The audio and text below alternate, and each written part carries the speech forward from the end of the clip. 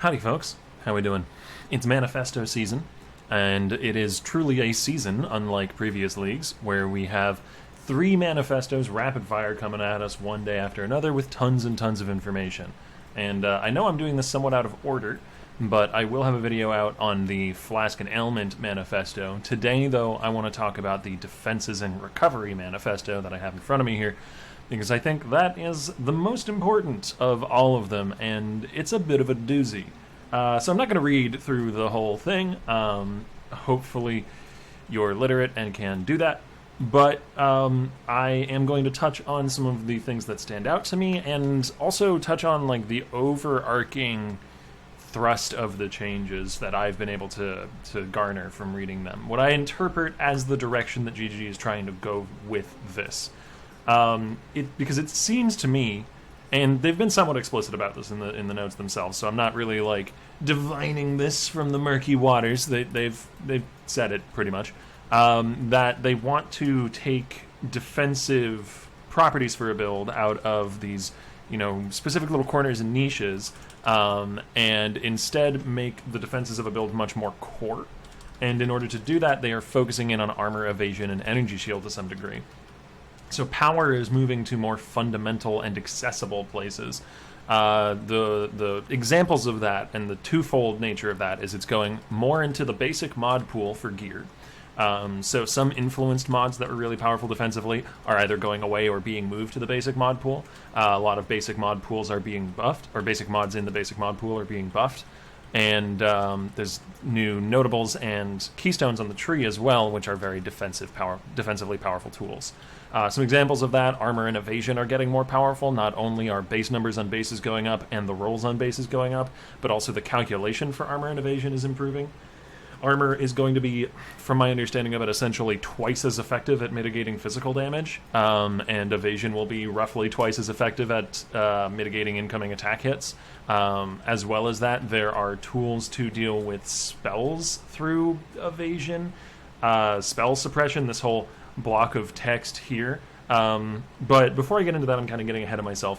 So one of the big takeaways from the notes here: dodge is going away. Essentially, almost entirely. Dodge, unless you are using one specific thing, unless you're using acrobatics on the tree, which got changed significantly, dodge is going away. In place of attack dodge, we will simply have more and better access to more and better sources of evasion, which does a very functionally similar thing to attack dodge, so I can see why they're simplifying the system. And in the place of spell dodge, we're going to have something called spell suppression, which is a stat that you can scale that gives you a chance to take half damage from spell hits. And unlike spell dodge, can be scaled all the way to 100%, so you can guarantee that you always take only half damage from spell hits, which is quite a powerful effect. I would personally argue that something like 75% chance to take no damage from spell hits is stronger. I mean, just mathematically, it's hard to argue against that.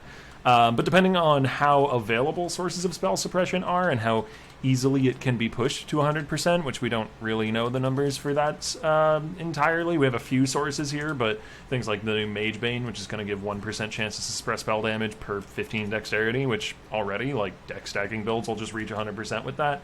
But, there's going to be rolls on chest pieces and shields and stuff. There's going to be uniques probably, and there's going to maybe be wheels in the tree, ascendancy changes. I'm sure there's a whole bunch of sources of this stat. We don't know how easy it is to get to 100. If it's relatively easy to do so, it may be a more practically effective defensive layer than spell dodge was anyways, because not very many builds hit cap on spell dodge to begin with. Even builds that went acro, phase acro would often maybe pick up a pair of spell dodge boots, like at Zeri Step, have phase acro, and that was about it. Certainly nowhere near cap. Anyways, the other gear changes: regen mods are getting buffed, and that is basic flat regen mods, so not percent regen. In fact, percent regen is being removed in a lot of places from gear. I think Marble Amulet will still remain, but something like a Warlord Amulet mod that used to give up to like 2% regen, that's going away, and instead the basic regen mod pools are getting buffed. Hopefully quite a bit. They've done this once already, and they still remained irrelevant. I hope they've learned from that, and they will be buffing them by like 3 or 4 times. Maybe not quite that much. We'll see. It's certainly possible for a top-end flat regen roll to be relevant. I imagine I might get lambasted for that a little bit in the comments, but the meme is, oh, you slammed life regen in your item, it's awful now.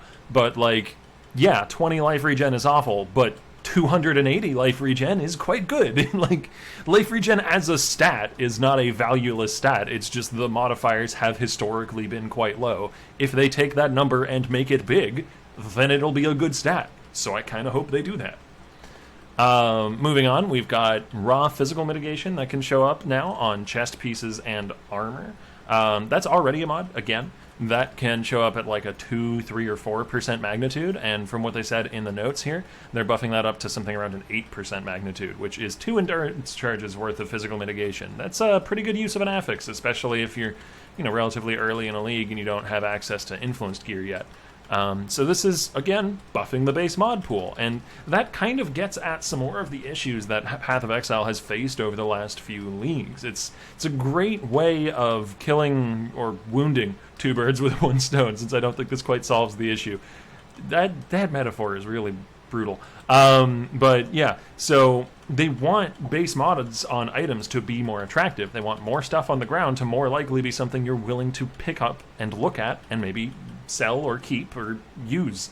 And if you buff the base mod pool and remove some of the influence mods that were doing those same things and you move them to the base mod pool, it's a great way of accomplishing that while also making these defensive tools more accessible earlier. One last thing I want to touch on. There's a lot of buffs here. I'm not going to go over every little mechanical or numerical change, but one last big one is block is getting significantly reworked in a few ways. So I was going to segue into talking about tree changes, but this kind of bridges the gap between them. So Gladiator is losing Versatile Combatant, and that is instead going to the passive tree. Which on the face of it sounds absolutely nutty, because Versatile Combatant, which if you don't know what that is specifically, it's the one that gives Gladiator spell block equal to attack block, is just insane. It's one of the most powerful single ascendancy nodes in the game, at least in its niche. But they are changing Versatile Combatant quite significantly, and let me find it in the notes here so I'm not misremembering.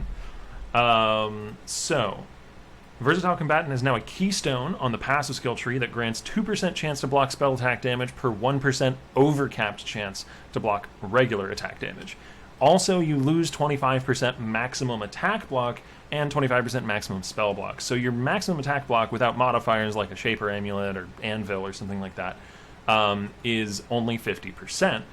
But any attack block that you build past that 50% becomes spell block at a 2-to-1 ratio. And attack block is generally much easier to get than spell block. So that's a pretty good trade-off. Turning your attack block into spell block at almost any ratio is a pretty good trade-off, generally speaking. This is obviously awful if you're playing a Gladiator or playing a Necromancer or playing a Scion. Some ascendancy that is going to focus in block, potentially, and be able to push the normal 75 or even 78 or 80% cap block, depending on your gearing and influenced items and such. This is terrible in that situation. But this keystone is goddamn amazing if you're playing like a Berserker or a Chieftain or an Inquisitor or something else that is in the left-hand side of the tree near all those real nice block nodes that do things like give you res or give you endurance charges on kill or just give you straight-up damage. But you can't really push up to the 70s or even high 60s on attack block or something, but you don't really want to go glancing blows since they nerfed it. It's a little awkward. This is just crazy good for that kind of build, because probably you were getting somewhere around 60 attack block if you did go for those wheels. And yeah, I would much rather have 50 attack block and an extra 20 spell block on top of maybe, the 10 to 15 spell block you can now get from shield rolls, which I'm about to get into, rather than just 60 attack block. I think that is much more powerful. It really depends on where this keystone is, as to how frequently it'll be used. If it's off in the middle of goddamn nowhere, like in the middle of the tree in the top left or top right or something, it's probably not going to see much use. But if it's anywhere near Marauder or Templar, I'm going to be using this quite a bit. I'm a big proponent of having just like 40 to 60 block in your build if you can manage that, or even like 40 to 50 block. It's a great defensive layer, and especially now that blind is getting changed, which we'll get into, having that layer of avoidance is all the more important. Avoidance is still strong, even with buffs to evasion and armor. Avoidance is still strong. You still want it. Anyways, that's a point I was going to make a little later in the video, kind of prefacing that now.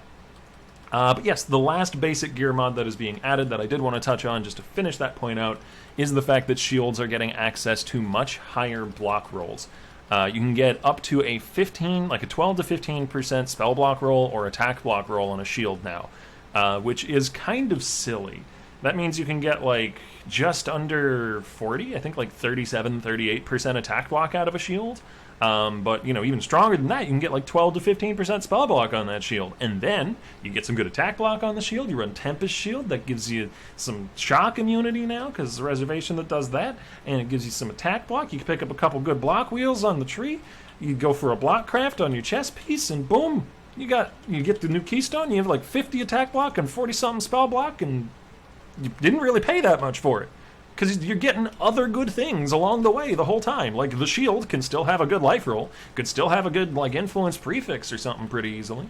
The wheels on the tree, like I said earlier, still give res, give endurance charge on kill, give damage, give more damage. Like, the block wheels on the tree are just good, and Tempest Shield is giving you shock immunity. Like, the opportunity cost is rather minimal for how powerful the block is. But anyways, I'm waxing a little too poetic on this because I'm really excited about it. It makes me want to play some sort of Inquisitor build next league. We'll see. Wait for more patch notes before I make any sort of decisions on that front. But yes, though also they buffed Consecrated Ground. Alright, this video is not supposed to be Oct Theory Crafts builds for next league. We'll have future videos like that. Now, as far as other changes to the tree, another keystone is being yoinked from an ascendancy and thrown directly into the passive tree where anybody can get their grubby hands on it, and that is Ghost Dance. Now, I don't play very many energy shield builds, so I'm not super familiar with Ghost Dance builds, but from what I'm aware, this is one of the main reasons you go Trickster on ES builds. And especially with evasion getting a baseline buff to be a much more powerful defensive layer, a lot more people are going to want Ghost Dance. So yeah, I expect this to be quite popular, even though I do think this is a nerf to it. But again, I don't remember the specifics off the top of my head because I don't play a lot of Tricksters. I did think it was worth pointing out, though, as one of the bigger changes, even if it doesn't affect me much personally. One of the other things is we're getting new max res notables in the left-hand area of the tree where all the armor scaling and stuff is. I don't know where they're going to be or what their max res values are going to be or what other stats they might be hybrid with because they haven't told us in the patch notes, but it's exciting that there's more elemental mitigation on the left side of the tree. I really think I'm playing like either an Inquisitor or a Berserker next league. I think they're both going to be great options. Berserker's armor scaling node with better armor now. Defiance is going to be sick. Oh. Anyways, points to consider. Let's get back to my notes here. With armor and evasion becoming more core defensive tools in a build's arsenal, the base type that you get, like whether you get a glorious plate or you get whatever a low-tier armor base is, some pots and pans that you strap together, I don't remember the name of a low-tier armor base off the top of my head, is going to make a much bigger difference to the quality of the item that you have. Previously, it was like, a minor thing. It's kind of nice, I'm getting 1,000 armor out of my chest piece, but whatever. If it had 500 armor, I wouldn't really care, because it still has life and max curse. And that's what I'm really wearing it for. But now, you're really wearing it for the life, the max curse, and also it has 1,500 or 1,800 armor, maybe 2,000 armor, and that is a sick physical defensive layer because it's twice as good as it was before. And maybe synergizes with an armor ascendancy like Defy Pain that Berserker has because Berserker's really cool. But yeah. So this is going to be both a positive and a negative thing, though, because it's going to mean that you're like more invested in your gear, and you maybe build more gear up from scratch, and you care more about the bases, and that's all good, and might even make some drops on the ground more exciting. Like you might start clicking on glorious plates or astral plates. I don't think so still. This probably isn't enough for that, but it's a push in the right direction, like I said.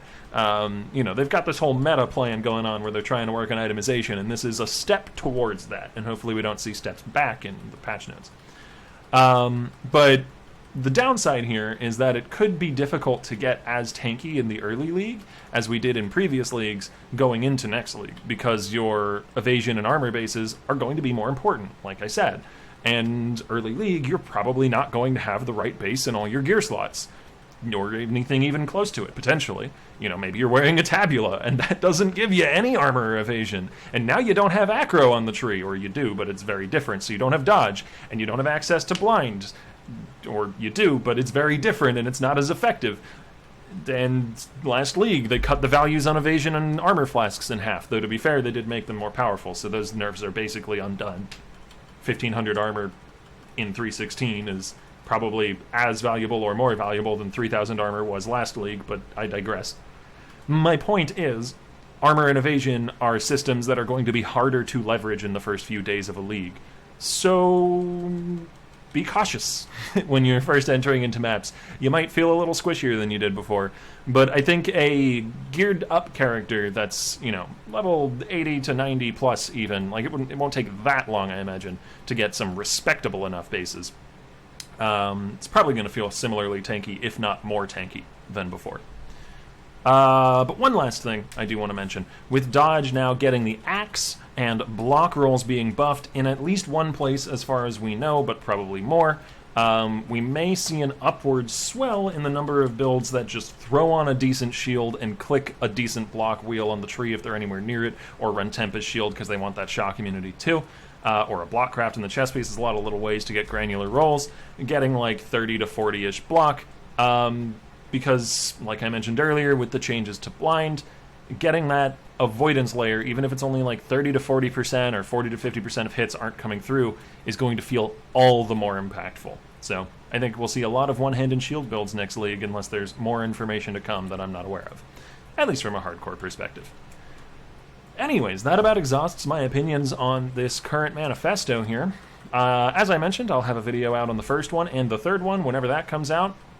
Future Octavian will take care of that. He's a good guy, I'm sure. Thanks for watching. I hope you enjoyed the video, and I look forward to 316. I hope you do too.